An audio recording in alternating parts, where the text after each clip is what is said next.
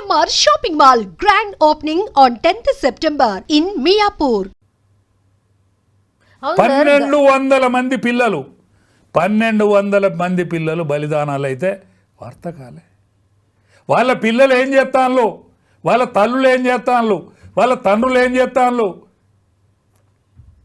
అది వార్త లేదు. దానికోసం అన్వేషణ లేదు. ఈమె పెద్ద కొడుకు సర్టిఫికెట్ పోతే వార్త, మళ్ళొచ్చి ప్రెస్ మీట్ పెడితే వార్త. ఈ దురదృష్టాన్ని అనుభవిస్తుంది ఈ తెలంగాణ. ఇంకా సార్ నార్మల్ గా మాట్లాడితే అసలు వార్తే కాదు సార్. నార్మల్ గా మాట్లాడలేదు కాబట్టి నార్మల్ ఏంటిది, వాళ్ళకు మాట్లాడే అధికారం కూడా లేదు. వాళ్ళొక మనసులు, వాళ్ళొక మాట, ఆ మాటకు ఒక విలువ, దానికి ఒక వార్త. కేసీఆర్ అంటే కష్టపడ్డాడు, తప్పేం లేదు. కేసీఆర్ గురించి మాట్లాడుకుంటే తప్పులేదు. కేసీఆర్ జ్వరం వచ్చిందంటే తప్పులేదు, వార్తగా చేస్తే తప్పులేదు. కేసీఆర్ పోను, కేసీఆర్ పిల్లలు, కేసీఆర్ మనవరాళ్ళు ఇంకేవాళ్ళని ఉంటే వాళ్ళ గురించి రాసుకోవాల్సిన దుస్థితి ఈ తెలంగాణకు లేదు. తెలంగాణ సాయుధ పోరాటం చేసిన తెలంగాణ, రజాకారులకు వ్యతిరేకంగా బతికిన తెలంగాణ, నక్సలైట్ల పోరాటం చేసిన తెలంగాణ, కలిసి దాని నుంచి విడిపోవాలన్న తెలంగాణ. తెలంగాణ బలం గది, తెలంగాణ బతుకు గది. దొరలను ఎదిరించిన తెలంగాణ, రజాకారులను ఎదిరించిన తెలంగాణ, నవాబును తరిమి కొట్టిన తెలంగాణ. దీనికి గంతిష్టి ఉన్నది, తెలంగాణ ప్రజానికానికి గంతిస్తున్నది. ఈ గీవీలకు కేసీఆర్ కుటుంబానికి వార్త చేసి బతకాల్సిన దుస్థితి ఏర్పడుతుంది. ఇప్పుడు కేసీఆర్ గతంలో 10 ఏళ్ల పాటు సీఎంగా కొనసాగినరు. ఆ తర్వాత కేసీఆర్ బిడ్డే, ఇంతకుముందు మీరు అన్నట్టుగా తను మాట్లాడింది కాబట్టే వార్త. వేరోళ్ళు అయితే ఎప్పుడో చర్యలు తీసుకుంటారు అనేది కూడా ఒకటి ఉండే. మనుషులనగా చూస్తలేరు కదా, వేరే వాళ్ళని మనుషులను చూస్తలేరు, మనుషుల వద్ద కూడా చూస్తలేరు కదా. 5 జైలు వేయన్లు తెలంగాణకు: జయశంకర్ సాబ్, నాయన్ నరసన్న, కెప్టెన్ లక్ష్మీకాంతరావు గారు, కేసీఆర్ గారు, విజయరామారావు గారు, రాజయ్య యాదవ్. వీళ్ళు నిరాహార దీక్ష పట్టిలే, అమర నిరాహార దీక్ష కోసం వేయలే, వీళ్ళు జైలు వేయలే, వాళ్ళని వార్తం చేస్తలేరు. అనేక మంది నిష్ఠాతులు, కవులు, గాయకులు, తెలంగాణ కోసం అసుగులు వాసిన వాళ్ళు, ఆస్తులు అమ్ముకున్న వాళ్ళు, వాళ్ళకు పెన్షన్ ఇవన్నీ ఎందుకు డిమాండ్ చేస్తలేదు తెలంగాణ మన ఏంది సమాజం? వాళ్ళకి ఎందుకు పెన్షన్లు ఇవ్వద్దు? ఏమి చరిత్ర ఉన్నదని ఈయన ముఖ్యమంత్రి అయిండు. పులి లాంటివాడు కదా, బక్కబడి ఓడిపోయింది. కేసీఆర్ అన్యం కావద్దు, కేసీఆర్ వద్దంటే కదా వచ్చినోడు రేవంత్ రెడ్డి. కేసీఆర్ ఇవ్వబోయే పెన్షన్, కేసీఆర్ నువ్వు ఇస్తానంటివి 250 గదాలు ఇస్తా, నేను పెన్షన్ ఇస్తానంటివి. అదెందుకు వార్త అవుతలేదు? దాన్ని ఎందుకు వార్త చేస్తలేరు మీలాంటి వాళ్ళు? ఎందుకు సార్ అది కూడా వార్తలు ఎందుకు చేస్తలేమో చెయ్యాలే. ఎందుకంటే సోషల్ మీడియాకున్న పవర్ ఇవాళ ప్రపంచాన్ని గడగడలాడిస్తుంది సోషల్ మీడియా. అటువంటి సోషల్ మీడియా ఇటువంటి వాళ్ళను కూడా వెలికి తీయాల్సిన అవసరం, ఆవశ్యకత ఉన్నది సోషల్ మీడియా మీద. ఇవాళ ఒకనాటి పేపర్లో ఏం వార్త వచ్చిందని చూసేది, వ్యాసం ఏమొచ్చిందని చూసేది. ఇవాళ పేపర్ చూస్తలేరు. టీవీలో ఏమవుతుందని ఎదురు చూసేది. రేడియోలో సాయంకాలం ప్రాంతీయ వార్తలు ఏమవుతాయి, దేశ వార్తలు ఏమవుతాయి అని ఎదురు చూసేది. నిమిషాల మీద ఇవాళ సోషల్ మీడియాలో కనిపిస్తాయి ఈ వార్తలన్నిటి. అందుకనే ప్రభుత్వం దించాలన్న సోషల్ మీడియా, ప్రభుత్వం ఎక్కియాలన్న సోషల్ మీడియా. కానీ సోషల్ మీడియాకు కూడా నేను ఒకసారి రిక్వెస్ట్ చేస్తాను. నిన్న ట్రంప్ ఆరోగ్యాన్ని మంచిగా లేకుండా సోషల్ మీడియా చంపేసింది. ట్రంప్ను చంపలే, ఇంకా అద్వాని గారిని 3-4 సార్లు చంపింది. నేను సోషల్ మీడియాకు బాధ్యతాయుతమైన సోషల్ మీడియాగా మెదలాలని నేను సోషల్ మీడియాకు రిక్వెస్ట్ చేస్తాను. నేను ఎల్డర్గా రిక్వెస్ట్ చేస్తాను, వేరే కాదు, అవసరం కూడా. ఎందుకంటే అడ్డవేనుల గురించి మాట్లాడుకునే దుస్థితి సోషల్ మీడియాకు రావద్దని చరిత్రకారుల గురించి మీరు మాట్లాడాలి. ఈ కవిత వార్త, కవితతో ఒక వార్త, కవితను సస్పెండ్ చేస్తే వార్త, కవిత ఏమన్నా అంటే వార్త, కవిత ఏమన్నా వింటే వార్త, కవిత విమానం దిగితే వార్త, విమానం దిగి మాట్లాడితే వార్త. ఎక్కడి కవిత ఎక్కడున్నవారు అంటే పార్టీలో ఉంటే కూడా ఎట్లంటే అట్లా మాట్లాడితే వార్త కాకుండా ఉంటుందా సార్ మరి? బీఆర్ఎస్ పార్టీలనే ఉన్నది తను, వేరే పార్టీ అయితే ఎవరు మాట్లాడరు కదా. ఆమె అదే పార్టీలు ఉంటుంది, వాళ్ళ తండ్రికి సంబంధించిన పార్టీ, ఆమె అన్ని తెలుసు, ఆమె ఆ పార్టీలో ఉంటూ ఆ పార్టీనే తిడుతుంది. మరి మాట్లాడకుండా ఎట్లుంటారు సార్? ఆ పార్టీలో ఉండి అందుకే మీరు సీనియర్ కాబట్టి అసలు ఏంది ఒపీనియన్ అని ఆ పార్టీలో ఉండి ఆ పార్టీని తిట్టే మనిషిని గురించి మనం ఎంత తక్కువ మాట్లాడుకుంటే అంత మంచిది, ఎంత చిన్నగా మాట్లాడుకుంటే అంత మంచిదని నా ఉద్దేశం. కేసీఆర్ గారి మనస్తత్వం ప్రకారం సార్, ఇన్ జనరల్లీ ఆయన ఇట్లాంటి డిసిషన్స్, బిగ్ డిసిషన్స్ తీసుకోవాలి అనుకున్నప్పుడు ఏం ఆలోచిస్తారు సార్? ఇప్పుడు ఆయన బిడ్డే కాబట్టి గిన్ని రోజులు బట్టి ఆగింది ఇది. లేకపోతే ఎప్పుడో ఎవరు పడితే వాళ్ళని తీసిపారేయలేదా ఈ పార్టీ నుంచి? ఆ పార్టీ కోసం ఎంతో కష్టపడ్డ వాళ్ళని తీసేయలేదా? కేకే మహేందర్ రెడ్డి గారు ఆయన మొత్తం సర్వం సంసారాన్నే కడిగి పెట్టిండు టీఆర్ఎస్కు. కొడుకు కోసం ఆయన తీసిపారేసిండు.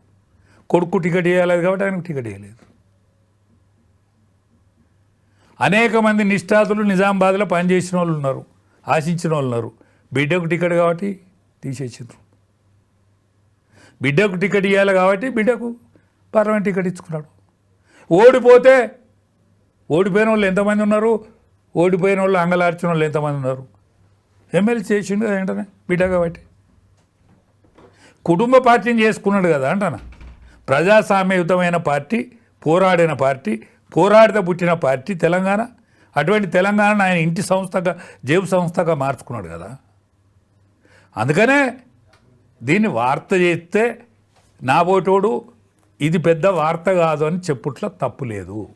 ఎందుకంటే నాకు ఉద్యమంలో బాగా ఉన్నది, ఉద్యమంలో నా చెవుంటు ఉన్నది, నా రక్తం ఉన్నది, నా కష్టం ఉన్నది. నేను 50 సంవత్సరాల నుంచి 70 సంవత్సరాల వయసు వచ్చేదానికి నేను పనిచేసినాను. అందుకనే ఈ వార్త పెద్ద బిగ్ వార్త కాదు, కానీ ఆ పార్టీ పతనావస్థకు చేరువలో ఉన్నదన్నందుకు వార్త. ఓకే, నెక్స్ట్ స్టెప్ ఏముండొచ్చు సార్? అంటే కవిత గారి స్టెప్ ఏముండొచ్చు? ఏముంటే ఏమవుతుంది? ఏముంటే ఏం కాదు. కొత్త పార్టీ పెట్టబోతున్నారు అని అంటున్నారు. పెట్టుకొని ఏమున్నది? సార్ అంత లైట్ గా తీసేస్తున్నారు. ఏ బలం లేదు అసలు, తనకి ఏమీ లేదు, ఏమీ లేదు కాక ఏమీ లేదు. నాకు తెలుసు కాబట్టి అంటాను, నేను దగ్గరుండి పనిచేసినాను కాబట్టి అంటాను. బతుకమ్మ వాళ్ళు ఆడుకోరు, బతుకమ్మ వాళ్ళ కుటుంబంలో ఆట కాదు. బతుకమ్మ బహుజనులది, బతుకమ్మ బహుజనులది. ఆమెకో పాత్ర కాబట్టి, ఆమెకో పాత్ర కావాలి కాబట్టి ఆమె తెలంగాణ బతుకమ్మ పట్టుకొని తిరిగితే మా పోటీ తెలంగాణ పిచ్చోళ్ళం ముందట తిరిగినాం కాబట్టి దానికి ఒక వాల్యూ ఏర్పడ్డది. దాన్నే ఒక భాగం చేసుకున్నది ఆమె. ఆనాడు మహిళా విభాగంలో ఇది ఒక విభాగము, బతుకమ్మ ఒక విభాగం. ఆమె దానికి హెడ్ అయింది. అంతకంటే పెద్ద నాయకత్వం ఏం వహించలే. ఆమెకు టికెట్ ఇచ్చినాడు నేనున్నా. అంకుల్ నా పేరేమైనా చర్చకు వచ్చిందని నన్ను అడిగేది, నాకు తెలుసు కాబట్టి నేను అంటాను. అదే సార్, తండ్రితోని అంత ర్యాపో లేదా, అంత ఈజీగా నా చర్చకు వచ్చిందా నా పేరని నన్ను అడిగిన మాట వాస్తవం.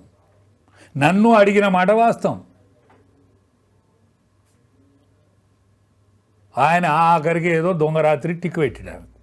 రాత్రిపూట ఏమో ఈ పొల్ల ఎడుతుందని టిక్కు పెట్టాడు. ఆనాడు మూమెంట్ ఉన్నది కాబట్టి గెలిచింది. మళ్ళోసారి ఎందుకు గెలవలేదు? ఒకసారి ఎందుకు గెలవలేదు అంటాను. నా మహానాయకురాలు అయితే మళ్ళోసారి కూడా గెలవాలి. అదే కేసీఆర్ ఎక్కడ పోటీ చేసినా గెలిచాడు. కరీంనగర్లో పోటీ చేసి గెలిచిండు, మెదక్లో పోటీ చేసి గెలిచిండు, మహబూబ్నగర్లో పోటీ చేసి గెలిచిండు.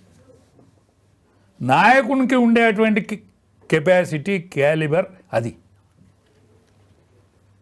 ఆమె రెండోసారి గెలవలే. అందుకనే ఆమె గురించి మనం అంతగా మాట్లాడుకోవాల్సిన అక్కర్లేదు. తెలంగాణ రాష్ట్ర సమితి అనేది బీఆర్ఎస్ అన్నాడు, అది వీఆర్ఎస్ అయింది. ఇది మరింత వీఆర్ఎస్ అవుతుంది, అంతే తప్ప ఇంకేం లేదు. ఇంకా వీకెండ్ అవుతూ పోతుందంటారు పార్టీ, అంతే కంప్లీట్ అయిపోతుంది. దానిలో ఎవ్వరు ఉండరు. ఇంకేం ఎవరు మిగులుతారు? ఇప్పుడు సంతోష్ అనే తోడు అదొక 6th ఫింగరు, అదొక పెద్ద ఏలు కాదు, అది 6th ఫింగర్. అది ఇంకెవరున్నారు? కేటీఆర్, హరీష్ రావు, కేసీఆర్, ముగ్గురే. వాళ్ళు ముగ్గురే నాయకులు. ఇప్పుడు కోపం అయితే హరీష్ రావు పార్టీ విడిచిపెట్టి వెళ్ళిపోతాడు, గంతే. ఆ సిచ్యువేషన్ కూడా ఏమనుకున్నది? దీంతో పని అయిపోయింది. కేసీఆర్ కూడా అరే హరీష్, నేను ఎంత చేసినా ఇది రేవు కష్టట్లేదు, నీ పని నేను చూసుకోరా అంటే గతం వెళ్ళిపోతుంది. ఏముంటుంది దీనికి? ఉద్యమం కోసం అంత వీకెన్ అయిందా సార్ కేసీఆర్? అంత వీకెన్ అయినరా? కాదమ్మా, ఆయన ఆరోగ్యం కనుక సాతి చేస్తే వాళ్ళకు లీడర్ ఉన్నాడు, ఏ మాట కామాట, వాళ్ళకు లీడర్ ఉన్నాడు. కానీ క్యాడర్ అయిపోయింది. లీడర్ ఉన్నమాట నిజం, క్యాడర్ అయిపోయాడు. ఎందుకు క్యాడర్ అయిపోయాడు? తెలంగాణ ఆవశ్యకత లేదు. తెలంగాణ ఆవశ్యకత ఉన్నాడు ఆనాడు ఉద్యోగస్తులు, ఆనాడు విద్యార్థి లోకం, ఆనాడు కవులు, ఆనాడు గాయకులు, ఆనాడు తెలంగాణ కోసం అనేక సంస్థలు, అనేక పార్టీలు అన్నీ పనిచేసినాయి. ఇవాళ కాంగ్రెస్ పార్టీలో అనేక మంది పనిచేయలేదమ్మా. ఆనాడు పార్లమెంట్ మెంబర్లుగా ఉన్నటువంటి కాంగ్రెస్ పార్టీ నాయకులు పోరాటం చేయలేదు అక్కడ. ఏది తెలంగాణ ఏర్పడే రోజు కాంగ్రెస్ పార్టీ ఇక్కడ తెలంగాణలో ఉన్న నాయకులందరూ కూడా సహకరించిండ్రు. సికింద్రాబాద్ ఎంపీ ఇవాళ రాజగోపాల్ రెడ్డి, ఇవాళ అనేక మంది నాయకులు ఉన్నారు, తెలంగాణ నాయకులు, వాళ్ళందరూ కూడా పనిచేసిండ్రు.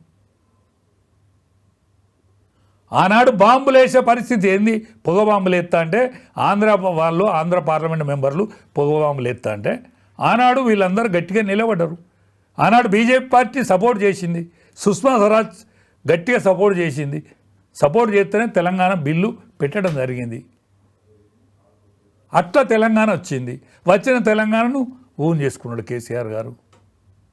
మిగతా పార్టీలు సొమ్ము చేసుకోలేకపోయినాయి, కేసీఆర్ పోరాడి తెచ్చిండని అనుకున్నారు కాబట్టి కేసీఆర్కు అవకాశం ఇచ్చిండ్రు. 10 సంవత్సరాలు ముఖ్యమంత్రిగా వెలిగిండు. వెలిగిన క్రమంలో వీళ్ళందరూ దాన్ని ఖరాబు చేసిండ్రు, పార్టీలో సంపాదించుకున్నారు. సంపాదించుకునే పేరు బదనం అయితే అయిందా కాలేదా? కాదు సార్, అధికారం ఉంటేనే పార్టీలా లేకపోతే అంతేనా సంగతులు? ఇప్పుడు మీరు చెప్తున్న దాని ప్రకారం ఒక్కటేనమ్మా, ఇది అధికారంలో ఉంటేనే పార్టీ. టీఆర్ఎస్ అనేది అధికారంలో ఉంటేనే పార్టీ. ఇది అధికారంలో లేకపోతే పార్టీ మనగలగది. ఇవాళ కాంగ్రెస్ పార్టీ ఎక్కడనో 7 గోల లోతున్న కాంగ్రెస్ పార్టీకి ప్రాణం వచ్చి ఉన్న కాంగ్రెస్ పార్టీ నిలబడదా? నిలబడలేదా? జాతీయ పార్టీ ఒక 8 అసెంబ్లీ గెలిచినటువంటి జాతీయ పార్టీ అయిన బీజేపీ పార్టీ 8 పార్లమెంట్ మెంబర్లు గెలిచిండ్రే. 8 అంటే 8 ఏళ్ళు 56, 60 స్థానాలలో అవకాశం లభించిందే. అదే టీఆర్ఎస్ పార్టీకి డిపాజిట్లు ఇవేనే పార్లమెంట్ ఎన్నికలలో. అంటే టీఆర్ఎస్ పార్టీ ఒక ఏదైతే ఉద్భవించిందో తెలంగాణ ఆకాంక్ష కోసం ఉద్భవించింది. అనేక శక్తులు, యుక్తులు, వ్యక్తులు అందరూ పనిచేసినారు కాబట్టి టీఆర్ఎస్ నిలబడ్డది. ఆనాడు తెలంగాణ వచ్చిన తదనంతరం నా వాళ్ళు ఎవరు రాలేదనే మాట ఇచ్చింది కాబట్టి కేసీఆర్ నమ్మిళ్ళు, వాళ్ళని తీసుకొచ్చుకున్నారు కాబట్టి వాళ్ళను కూడా చూసిర్రు. వాళ్ళ యొక్క క్యారెక్టరు, క్యాలిబర్ వీళ్ళందరిని చూసి ఇడిచిపెట్టిళ్ళు. తెలంగాణ ప్రజానీకం ఇడిచిపెట్టింది కాబట్టి కేసీఆర్ ఫామ్ హౌస్కు పరిమితమైండు. కేసీఆర్ పిల్లలు ఒకరొకరు కొట్టుకొని చత్తారు. ఇది చరిత్ర, ఏమున్నది. ఇప్పుడు కాళేశ్వరం విషయం వచ్చింది సార్. కాళేశ్వరంకి సంబంధించి మొత్తం అంత సుదీర్ఘంగా విచారణ జరిగింది. అసెంబ్లీ ఒక తీర్మానం చేసి పంపించింది. సిబిఐ విచారణకు ఆదేశించండి, ఈ రిపోర్ట్ని మేము వాళ్ళకి పంపిస్తున్నాం, సిబిఐ వచ్చి విచారణ చేసుకోవచ్చు అనేది క్యాబినెట్ తీర్మానం చేసి పంపించారు. ఇప్పుడు బాల్ ఏడుంది అని అంటే కేంద్రం కోర్టులో ఉంది సార్. నెక్స్ట్ ఏం చేస్తుంది? టెక్నికల్గా ఇంకా అనేక కార్యక్రమాలు కావాలి దాంట్లో. సిబిఐ రమ్మనంగానే సిబిఐకి ఏం పని లేకుండా ఉండదు. దేశం మొత్తం మీద సిబిఐకి అనేక విషయాల మీద, ఇటువంటి పొరపాట్ల మీద ఎంక్వైరీ చేసేటువంటి పని వాళ్ళకు ఉంటుంది. కాబట్టి వాళ్ళకు తీరదా అని వాళ్ళ యొక్క అభిప్రాయాన్ని కూడా కనుక్కోవాల్సిన అవసరం ఉంటుంది. కేంద్ర పాలిత ప్రాంతాల్లో అయితేనో డైరెక్ట్ సిబిఐ పోయి ఎంక్వైరీ చేస్తుంది. రాష్ట్రాలలో అనవసరంగా అయిన దానికి కాని దానికి సిబిఐ జోక్యం తీసుకోదు. అసెంబ్లీ తీర్మానం చేసింది కాబట్టి ఏదైతే ఎంక్వైరీ కమిటీ వేసిందో, ఓ కమిషన్ వేసిందో, ఆ కమిషన్ ఇచ్చిన రిపోర్టును క్షుణ్ణంగా నిన్న ఒక 9 గంటలు దాని మీద చర్చోపచర్చలు చేసిన తర్వాత సిబిఐకి అప్పగించాలనేటువంటిది తొలి ఆఖరి తీర్మానంకి వచ్చింది. కాబట్టి ఇంకా కార్యక్రమం ఉన్నది, మిగిలి ఉన్నది. ఆ కార్యక్రమం పూర్తయితే సిబిఐ నిజాన్ని నిగ్గుదేల్చేటువంటి సమయం ఉంటుంది. ఎవరి చేతుల్లో ఉండదమ్మా ఇది. సిబిఐ అనేది ఒక స్వతంత్ర సంస్థ కాబట్టి ఎవరి చేతుల్లో ఉండదు, ఏ పార్టీ చేతుల్లో ఉండదు, ఏ పార్టీ చేతులు ఉండదు. పర్మిషన్ ఇవ్వాల్సిందైతే కేంద్రమే కదా, కేంద్రం హోంశాఖనే కదా. హోంశాఖ ఇస్తుందమ్మా. హోంశాఖ రొటీన్ కార్యక్రమం తప్ప హోంశాఖ అడ్డం పెట్టే కార్యక్రమం ఏముండదు. మీ యొక్క వ్యక్తులు, మీ యొక్క బలగము, మీ యొక్క వాళ్ళందరూ కూడా సహకారం తీసుకొని మేము ఈ పని పూర్తి చేస్తాం, సహకరించండి, మీరు కూడా సహకరిస్తే మేము పని పూర్తి చేస్తామని టెక్నికల్గా వాళ్ళకి ఉంటుంది, అంతే తప్ప ఏముండదు. నిజం నెగ్గుదేలుతారు. ఎవ్వరైనా ఈ దోషులను విడిచిపెట్టరు కాక విడిచిపెట్టరు. ఎప్పుడు జరగచ్చు? ఇప్పుడు దీన్ని రాజకీయ కోణంగా కూడా చూస్తున్నారు సార్. ఎప్పుడు ఇమ్మీడియట్ గా టేకప్ చెయ్యరు. ఖచ్చితంగా ఇప్పుడు బీఆర్ఎస్ ని బీజేపీలో విలీనం చేస్తే అసలు ఆ చర్చే ఉండదు, సిబిఐ కూడా రాదు అని అంటున్నారు. అట్లా ఎన్నో అంటే ఇవన్నీ అపోహలమ్మా, ఇవన్నీ అపోహలు. బీఆర్ఎస్ను బీజేపీలో విలీనం చేస్తాడు అనేది ఒక అపోహ. ఇప్పుడు అనేక సంవత్సరాల నుంచి అంటాను, ఇన్ని రోజులు బట్టి కాంగ్రెస్ పార్టీ ఎందుకు అప్పచెప్పాలి అంటే బాగా వీకెన్ అయిపోయిన దాకా చూస్తున్నారు. వీకెన్ అయిన తర్వాత అప్పుడు చేసుకుందాం అనుకుంటున్నారు. ఇప్పుడు కాంగ్రెస్ పార్టీ కదా ఇక్కడ పరిపాలించేది, బీజేపీ పార్టీ అయితే కాదు కదా ఇక్కడ పరిపాలించేది. కాంగ్రెస్ పార్టీ ఇది తేలిన రోజు వాళ్ళు వచ్చి 2 సంవత్సరాలు దాటింది కదా. ఈ 2 సంవత్సరాల నుంచి ఏం చేసింది కాంగ్రెస్ పార్టీ? సార్ ప్రాపర్ గా ఎంక్వైరీ వెంటనే తీర్మానం చేసి వెంటనే ఈ ఘోష్ కమిషన్ వేయడానికి గిన్ని రోజులు ఎందుకు పట్టింది? అనేక టైం తీసుకున్నది కదా. ఇప్పుడు అప్పచెప్పింది కాబట్టి దాన్ని వీలు ప్రకారం, దాని లెక్క ప్రకారం, దాని పద్ధతి ప్రకారం వెంటనే చర్య తీసుకుంటే కక్ష సాధింపు చర్య అంటారా? వెంటనే చర్య పూనుకున్నారు అనుకోండి, కక్ష సాధింపు చర్య ఎవరంటారు? అనుభవించేటోడు. ఎవడైతే ఎప్పుడైనా అంటున్నాడు, ఎప్పుడు అంటాడు. అట్లని కాదమ్మా, దానికి ఒక టైం పాబంది ఉంటుంది, దానికి లెక్క వాత ఉంటుంది, దాని టైం పాబంది ప్రకారం చేస్తారు, ఎంక్వైరీ చేస్తారు. దోషులు ఎంతటి వారైనా విడిచిపెట్టరు. కాళేశ్వరంలో మీ లెక్క ప్రకారం ఎన్ని కోట్ల రూపాయల అవినీతి జరిగింది సార్? ఒక్కటేనమ్మా, కాళేశ్వరం కట్టుడు తప్పని ఎవ్వలన్నలేదు. కాళేశ్వరం కట్టిన మాట నిజము. కాళేశ్వరం నిపుణులతో కట్టబడ్డదని కేసీఆర్ నోట అనకపోవడే తప్పు. నేనే కర్త కర్మ క్రియ, నా చెమట వడిపి కట్టినా అని అనడమే కరెక్ట్ కాదు. కాళేశ్వరంకు ఒక స్పెషల్గా కాళేశ్వరంకు ఓ కార్పొరేషన్ ఏర్పాటు చేయటంలో అనుమానాలకు తావిచ్చింది. ఇప్పుడు కేంద్ర ప్రభుత్వం డబ్బులు ఇత్తనన్నా తీసుకోకుండా, తక్కువ వడ్డీకి ఇచ్చేటువంటి పైసలను తీసుకోకుండా ఎక్కువ వడ్డీకి కార్పొరేషన్ ఏర్పాటు చేసి తీసుకునే వరకు దానిలో ఏమైనా తినడానే అపోహకు దారితీసింది. నిపుణుల ఆలోచన మేరకే ఇక్కడ కాళేశ్వరం కట్టబడ్డది అని చెప్తే తప్పే లేకుంటుండే. కానీ నిపుణులు కాదు, నేనే అన్ని చేసిండనే వరకు దాన్ని తప్పు పట్టుకునే ఆస్కారం ఏర్పడ్డది. అంతకంటే ముందుగాల అందరు వచ్చి దీన్ని చూడాలి అని ఫ్రీ బస్సులు పెట్టి పంపిండు.